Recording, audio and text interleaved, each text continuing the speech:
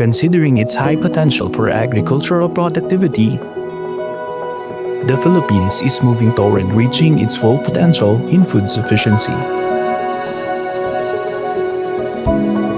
Pressing concerns that hinder improvements in productivity and profitability need to be addressed. By starting from what is in our land, and the Filipino farmers empowered with technologies.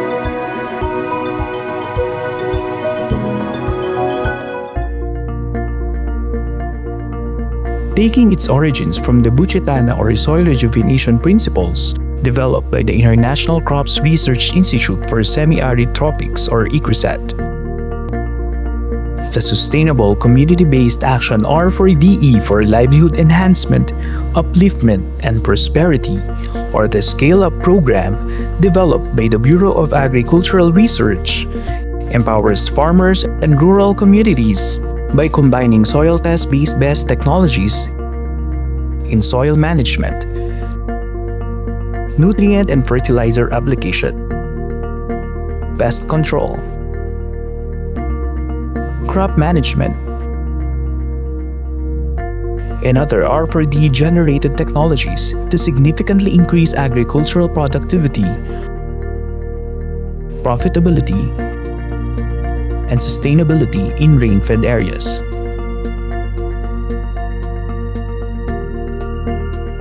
By profiling farmers engaged in rice, corn, fruit, and vegetable production in its implementing regions, Scale Up ceases to empower farming communities through its four components: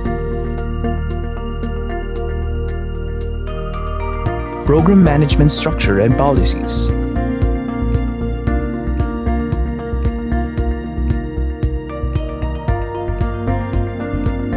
productivity enhancement and natural resource management towards sustainable farming, capability building and community empowerment, and sustainable livelihood, marketing, and income enhancement.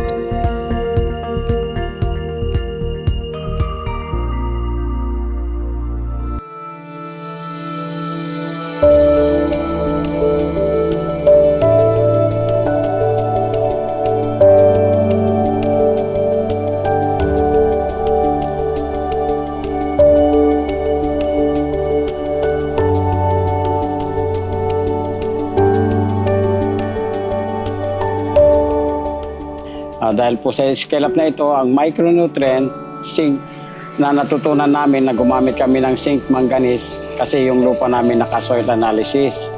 Yung po ang binigay namin sa amin. So nung dati wala kaming kontrol sa mga abono.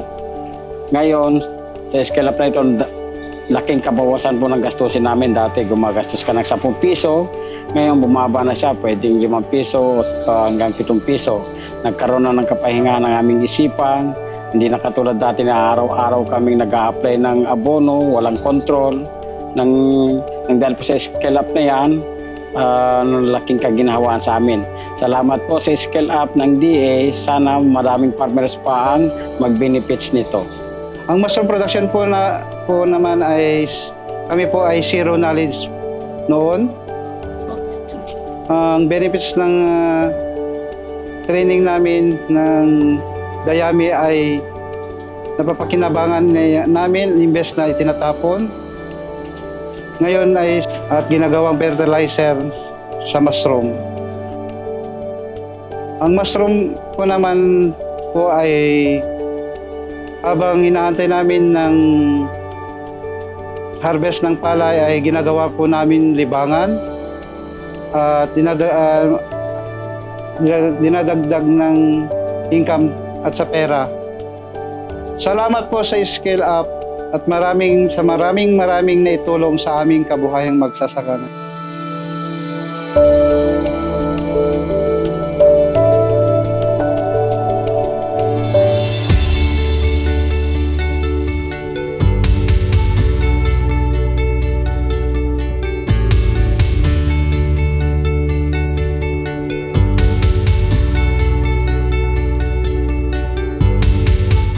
Ang natutunan ko sa Scale Up program, ang pag-intercropping, crop rotation, balansing pag-aabono. Dati ang pag-aabono namin ay barbara at hindi natitimpla ang abono at hindi na i-apply ng maayos sa halaman.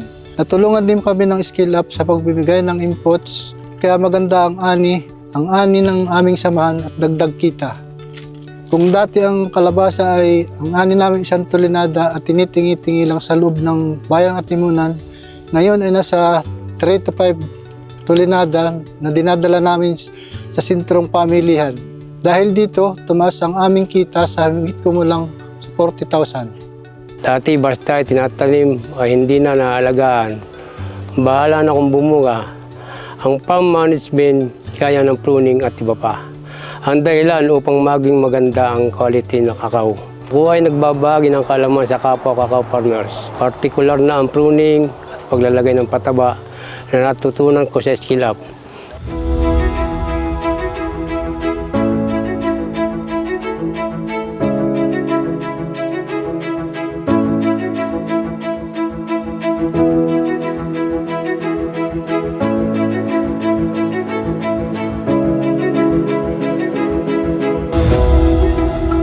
Ako po ang umati ng training at ang mga natutunan ko po, tinuturo ko sa mga farmers namin. Particular sa soil health card at pagpili ng binhi. Nung nakaraang practice namin kung ano-anong binhi lang at pataba ang ginagamit namin sa bukid, kaya hindi maganda ang resulta sa aming ani. Ngayon natutunan na namin lahat at binairili ko sa mga kasama namin farmers, bumaba na po ang aming gastos ng from 50K, pumupunta na punta sa 40K na lang po. Tumaas na po ang ani namin. Ang past ani ko ay 135, naging 144 kabas na.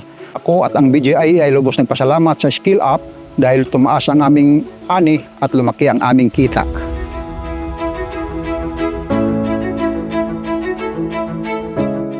Bali, nagtitraining po ako sa scale up at ang natutunan ko po ay sinishare ko po sa aking mga miyembro. Kagaya po ng land preparation, planting distance, at nutrient management. Ang old practice po namin, hindi po talaga namin alam kung kailan i-apply ang abono o gaano karami ang i-apply namin sa aming mais. Maganda naman ang resulta ng scale up dahil sa ang plant growth ng aking mais ay mataas ang tenga ng mais, taller stalks, malaking bunga. Sa katunayan, ang maisan namin na ginamitan ng scale up ay ginamit na ng ITI para sa kanilang participatory techno demo. Let's go, Scale!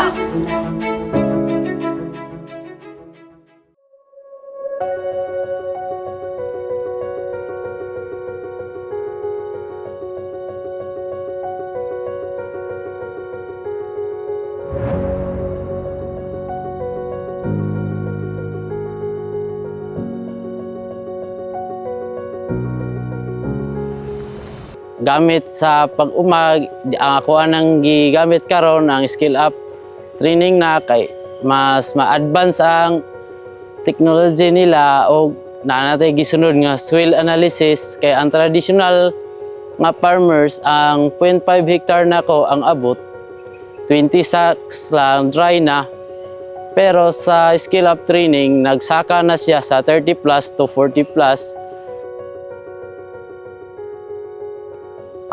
Yung natutunan namin sa scale up, halimbawa yung sa pag-apply ng fertilizer, kailangan pala na pag-aralan muna at saka i-apply mo yung tamang amount ng fertilizer, tamang panahon sa pag-apply.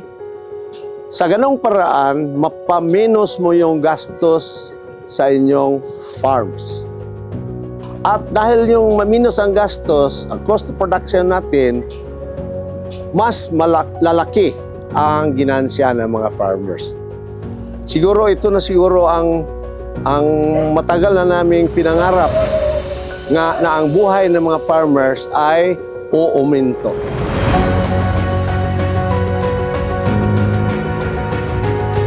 Towards a brighter future where every Filipino has access to food, let us continue to nurture the country's agricultural sector through sustainable practices, technologies, and community-driven efforts. For every Filipino and the next generations it shall return to.